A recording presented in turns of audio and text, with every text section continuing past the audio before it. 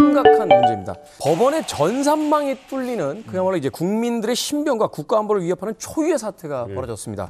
북한 해킹 조직의 법원 전산망 해킹 사건입니다. 우리 사법부가 뚫렸습니다. 사상 초유의 법원 전산망 해킹 사태가 발생했습니다. 엄청난 양의 우리 국민 개인정보가 오랜 기간 동안 빠져나간 것으로 알려져 더욱 충격을 주고 있습니다.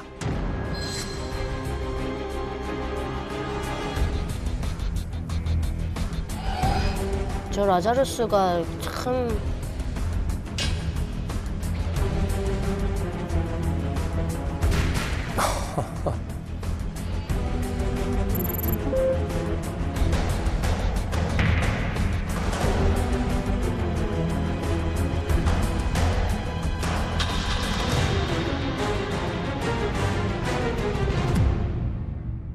법원이 북한의 악성 코드 라자도어를 처음 발견한 건 지난해 2월입니다.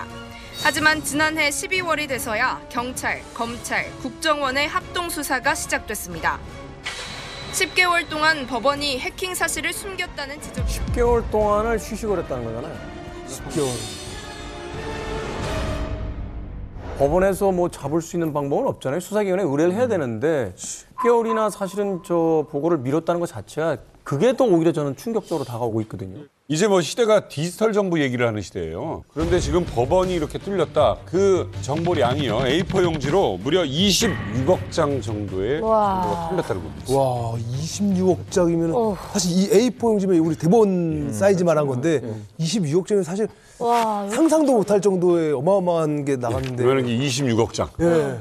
아니 사법부 보안이 이렇게 쉽게 좀 뚫린다는 게 좀 말이 되는 건가요? 예, 어처구니 없는 사건이고요. 그럼요. 자, 지금부터 북한이 어떻게 우리 법원을 털었는지 제가 일목요연하게 설명을 해드릴게요.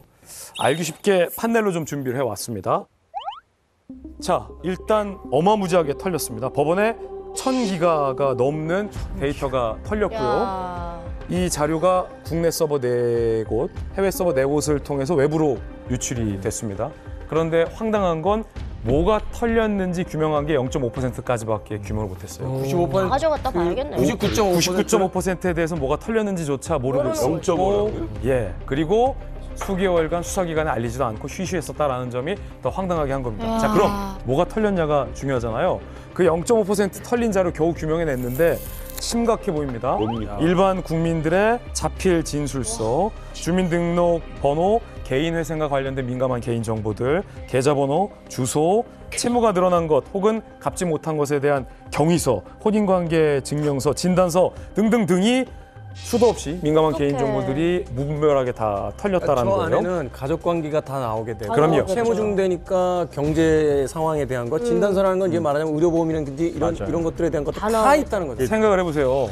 내가 잘 모르는 누군가가 나의 이 민감한 채무 정보와 혼인 정보와 뭐 이혼을 준비한다는 소송 정보와 건강 정보까지 다 샅샅이 보고 있다. 기분 나쁘잖아요. 근데 그걸 북한이 털어갔다고 생각해 보십시오. 그러니까 여기에 군인이 예를 들어서 어떤 정보에 뭐 했는데 이러이러한 문제로 있었다라든가 이걸 다 만약에 누군가 보게 되면 나중에 협박받을 수도 있는 거잖아요. 법원에서 이 같은 민감한 개인 정보를 일종의 암호화해서 보호하는 것은 개인의 민감한 개인 정보는 이제는 국민들의 민감한 자산이라는 거죠. 그래서 이걸 누군가가 악용할 수도 있고 아주 적은 상상으로는 대포통장도 만들 수 있는 일인데 더 크게 상상해 보면 누군가가 공인 혹은 준공인 혹은 개인의 민감한 정보를 갖고 협박을 해올 때 협박할 수 있. 일개의 개인은 그 앞에서 무기력할 수밖에 없는 거거든요. 아주 황당한 천국이 벌어지는데 이 중요한 정보들을 보관하는 법원의 패스워드, 전상망의 일부 패스워드가 뭐였냐? 경찰과 국정원의 수사를 통해서 언론 취재를 통해서 드러났습니다. 아주 북한이 털기 힘든 고차원 패스워드였습니다. 패스워드. 진짜? 패스워드가 뭐냐고요? 패스워드가 패스워드래요. 패스워드였다고요. 패스워드가 패스워드였는데 생각을 해낸 게 그냥 패스워드라고 하면 너무 쉬우니까 A를 골뱅이로 여기 숫자. 5는 대문자로 혹은 숫자 0으로 해놓자라는 상상을 한 거죠. 또 하나 조합을 해야 들어가니까. 다른 전상망의 패스워드는 이거보다 좀 낫어요. 뭐냐면 키보드 1, 2, 3 밑에 QWE 그 왼쪽에 있는 자판 6개잖아요. 그러니까 왼쪽엔 보시면 와, 우리 아버지가 1, 2, 3, 쓰는 것도 이거. QWE. 남희석 씨 아버지 비밀번호 같은 걸 와, 이거 이번에 너무했다. 전산망에서 해놨다는 아니 거죠. 한 시민들한테도 사소한 어떤 사이트에 들어갈 때도 대문자, 소문자, 경영의 그래. 특수문자, 특수문자. 8자리 이상 그렇죠. 이렇게 가는데 근데 우리 홍 의원님 같은 경우는 또 오랜 시간 외교관으로 계시잖아요. 사실 외교관들은 이런 식의 어떤 용납 못 있을 수 하잖아요. 없는 일이죠. 그럼 지금 저 패스워드가 법원의 서버 패스워드잖아요. 네. 제가 외교관 할 때는 제 개인 컴퓨터의 패스워드도 3개월마다 한 번씩 바꿔야 돼. 바꾸도록 돼 있고 또 패스워드 만들 때 생일, 전화번호 또는 안 되는 맞아, 거 맞아. 그럼요. 요속되는 요거 거. 쓰지 말라고 사실관. 명확하게 돼 있습니다. 네, 근데 맞아요. 법원에 개인용 컴퓨터도 아니고 서버의 패스워드를 저런 식으로 했다는 거는 야. 무한의식 빵점. 5살짜리 애를 만들라 해도 저렇게 나면 이번 사태를 두고 무너진 모래성이라고 얘기를 하더라고요. 무너진 모래성이다. 그래서 법원의 어떤 특수성과도 관계가 있다. 그래서 이 법원이라는 게 상당히 보수적이고 독립적인 기관이잖아요. 그래서 어떻게 보면 다른 기관들의 어떤 간섭을 받기 싫어하는 그런 경향도 있어서 이런 처사가 해킹을 뭐 자초한 그런 측면도 있고 또 시스템적으로도 상당히 무방비했다. 9,000여 개가 넘는 그 서버하고 50여 개의 전산망을 관리하는 사람이 9명밖에 없었다는 거예요. 북한에서 대학교들의 학생들을 뽑을 때 국방대 학생들을 제일 먼저 뽑거든요. 그래서 뭔가 자부심이 있었어요. 근데 이거보다 더 먼저 뽑아가는 데가 해커부대입니다. 그래서 저희가 좀 더 낫다라고 말씀드리고 싶지만 이제 팩트는 걔네들이 훨씬 더 천재들이다. 예, 어떤 이게 얘네들 실력을 알아볼 만한 어떤 사례가 있는데 네. 코드세프라는 국제 대학생 프로그래밍 대회가 있어요. 여기에 이제 80여 개국에서 한 2만여 명이 참가하는데 여기서 북한이 2013년부터 2020년까지 8회를 우승을 합니다. 연승하고요. 그리고 미국 IT 기업의 해커어스라는 데서 해킹 대회를 이제 열었는데 북한이 1위부터 4위까지 다 싹쓸이합니다. 와. 1, 3, 4위가 김책공 대회였고요. 2위가 김일성 대회였습니다. 근데 중요한 건 뭐냐? 이런 대회는 북한 해커들이 안 나온다는 거예요. 진짜 해커들은 안 애들놀이터라고. 학생들만 애들 놀이터라고 안 나오는 거예요. 네. 그리고 이 얘네들이 이 영향을 계속해서 강화하다 보니까 최근에는 규모가 굉장히 커지고 조직도 세분화돼 갖고 거의 규모가 3만 명 정도에 이른다. CIA보다 더 크다 규모로는. 그렇게 3만 명이 뚫고 들어오는데 우리는 걔네들이 24시간 우리나라를 공격하고 있는 거죠. 아니 그리고 또 지금 이 해킹을 북한 조직 그나마 좀 우리나라에서 좀 들어본 라자루스 그 네. 조직인데 그건 어떤 조직이에요? 이제 경찰이 이제 배후로 지목한 게 이제 라자루스잖아요. 라자루스 많이 들어봤는데. 라자루스가 북한의 경찰총국 산하의 해킹 조직입니다. 북한의 악명 높은 3대 해킹 조직이 있는데 하나가 라자루스, 하나는 김수키, 하나는 안다리에 이렇게 3개나 운영해? 더 있어요. 더 있는데 제일 유명한 게 3개거든요. 라자루스가 우리나라에 제일 먼저 공개됐어요. 전 세계 2004년에. 근데 얘네가 악명이 높아지기 시작한 게 방글라데시 중앙은행을 해킹하고 그리고 워너크라이 랜섬웨어라고 하는 그 해킹 프로그램을 이제 퍼뜨려 가지고 이제 유명해졌고 세 번째가 소니 픽처스사를 공격했어요. 네. 사건이었죠. 근데 여기 소니 픽처스의 마이클 린턴 전 회장이 이거 당하고 나서 어떤 얘기를 했냐면 얘네들이 집에 들어와서 털어간 게 아니라 집을 아예 태워버렸다라고 얘기를 했거든요. 네. 이게 그 자살 스크립트라는 악성 프로그램을 심어서 그렇게 된 건데 목적을 달성하게 되면 자신뿐만 아니라 내부 데이터를 다 공격 지워버리는. 대상까지 다 지워버립니다. 그래서 완전히 다 태워버렸고. 이 김정은의 이 한마디에 사실 모든 게 함축돼 있는데요. 뭐라고 그러냐면 사이버전은 만능의 보고입니다. 뭐 모든 이거 것을 게임에 있는 거. 예, 된다는 거. 다 해결할 수 있는 보고입니다 이거예요. 그러니까 사실은 아주 유능한 해커라면 한 명이 사실은 ICBM을 능가하는 위력을 발휘할 수 있는 거죠. 그렇죠. 이제 그런 면에서 가성비가 상당히 있는 그런 거고 옛날 국방부에서도 이제 그런 일이 있었는데 국방부에서도 국방망이 해킹 2016년 해킹 당해가지고 군사기밀이 엄청난 군사기밀이 털린 적이 있어요. 근데 처음에 그게 알려졌을 때 국방부에서 뭐라고 그랬냐면 국방부 전산망은 망분리가 돼 있다. 우리 이제 인트라넷이라고 그러지 않습니까? 네. 망분리가 돼 있으니까 이거는 하늘이 두 쪽 나도 북한이 해킹 못한다. 이제 그런 식으로 했어요. 근데 법원도 마찬가지로 이번에 망분리 돼 있는 게 당한 거잖아요. 근데 중요한 거는 망이 분리가 돼 있다 하더라도 결국은 그걸 누가 움직입니까? 사람이 움직이죠.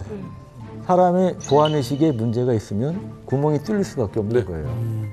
자, 어찌됐건 이 사이버 테러만으로 온 나라가 마비가 되고 혼돈에 빠지고 그로 인한 피해가 개인부터 기업, 산업, 결국 이제 국가에까지 이르게 되는데 그래서 바로 이 사이버 테러가 현대전에 있어서는 또 가장 쟁점이 되고 있는 부분이 아닌가 하는 또 생각을 해보게 됩니다. 그렇죠. 자, 그런데 법원에서 이런 정보가 뚫렸다? 이거 어마어마한 정보잖아요. 예, 개인정보로 나중에 협박까지 받을 수 있고. 왜 이런 일이 자꾸 벌어질까? 뭐 결국은 북한이 돈 때문에 하는 거죠. 걔들이 할 수 있는 무역이 뭐가 있습니까? 그 이외의 방법을 뭐 곰곰이 생각해 본다면 뭐 우리 이렇게 개인 정보를 다 탈취해 가지고 우리는 상당히 프라이버시가 중요한 그 자유민주주의 국가 아닙니까? 맞아요. 예를 들어서 뭐 정치인들도 사적인 영역이 있을 거고 우리나라 또 지도자들 그러면 그분들 개인 정보를 다 빼가지고 자기들이 유용하게 쓸 수 있는 분야가 넘치잖아요. 야, 들어가겠다. 너 이거 폭로하겠어. 네. 돈 보내. 우리 유 의원님 보낼 거야, 안 보낼 거예요? 예를 들어서 보낼 텐데 별로. 저도 이제 국방부 다닐 때 유영원 의원이 기자 시절에 같이 국방부 있었는데 그때 제 PC가 해킹당했어요. 그래서 고려대학교 이 북한 사이버 해킹 전문가 김승주 교수한테 그 연구실 랩에 제가 들고 갔어요. 이거 복구할 수 있는 방법 없냐? 그러니까 현재로서 기술력으로서는 복구할 수 있는 방법이 없고 얘들이 이제 북한 조직이라는 걸 티내지 않고 금전을 요구하거든요. 그러니까 없다고 하면 또 깎아준다는 게 특이점이고 두 번째는 돈을 주면 잠긴 걸 풀어주기도 해요. 풀어주더라고요. 만나자 해가지고 이제 아니 만날 수는 없고 내려와. 나도 한번 걸렸는데 해외에 있으니까. 북한인지 모르겠다. 그거야, 일단 문제는 뭐냐면 내가 누구의 그 저작권을 도용을 했다는 거예요. 그래서 와가지고 클릭을 했더니 이제 그 순간에 딱 돼가지고 다음날 컴퓨터를 딱 켜니까 빨갛게 해가지고 돈 글자로 내라고. 돈 내라고. 돈 딱 내라고, 와. 맞아요. 랜섬웨어. 아니 딱 그래가지고 아니 내가 그 돈이면 내가 그냥 컴퓨터를 갈아엎지. 맞아. 아니면 현금으로 주겠다는 거야. 그러니까 여기서 우리가 하나 알 수 있는 게 대한민국에서 가장 학력 수준이 높고 똑똑한 분들도 잡힐 수 있다는 거예요, 사실은. 그래서 사실은 완전히 안전하다고 할 수 있는 사람이 없는 거죠. 만약에 북한이 무슨 우리 전산망을 다운시켜버리면 이거 먹통됐다고 생각해봐요. 바로 그날로 구석기 시대예요, 우리는. 그리고 저는 개인적으로 굉장히 우려가 되는 게 뭐냐면 법무부 가운데서도 출입국 관리 사무소가 만약 털렸다고 하면 봐봐요. 북한이 분명히 이제 요주의하는 인물들이 있을 거예요. 김종민 씨라든지 뭐 우리 김종민 씨라든지. 밖에 해외 나갔다 왔다. 그렇죠. 출입국 관리 기록이 다 나올 거 아니에요?